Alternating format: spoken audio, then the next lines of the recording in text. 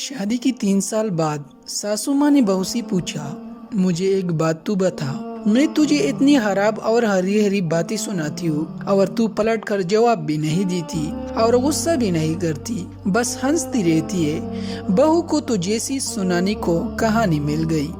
कहने लगी, अम्मा जी आपको एक बात सुनाती हूँ। मैं जब छोटी थी मुझे हमेशा ऐसा लगता था कि मेरी माँ मेरी सगी माँ नहीं, क्योंकि वो मेरे से घर के सारे काम करवाती थी और कोई काम गलत हो जाता तो मुझे डांट भी पड़ती और कभी कभी मार भी देती थी। लेकिन माँ थी वो मेरी और उनसे डर भी लगता था, तो कभी गुस्सा नहीं किया मैंने।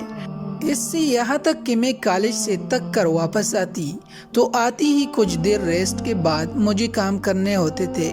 फिर जब मेरी भाभियाँ आई तो तब जैसे मेरे काम ज्यादा बढ़ गए।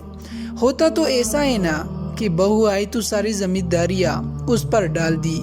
मेरी अम्मी ने फिर भी मेरे से काम करवाया और कभी भी भाभियों को नहीं डांटा, बल्कि उनके काम भी मुझे कहती थी कि कर दो, हैर है फिर क्या होता है।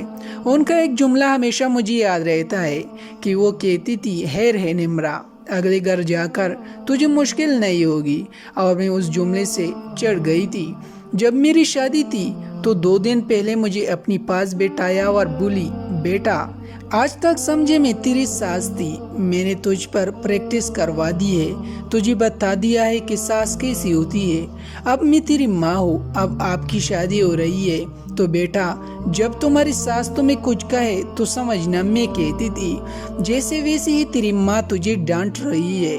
बस यही बात थी, मुझे आपकी बातें बुरी नहीं लगती क्योंकि मुझे प्रैक्टिस करवा के भेजा है मेरी अम्मी ने और अम्मा जी आपने तो कभी इतना डांटा ही नहीं जितना अम्मी डांटी थी। तोबा तोबा। बहू हंसती हुई किचन में चली गई और सास सोचती है कि वाकई बेटियों की तरबियत ऐसे करनी चाहिए।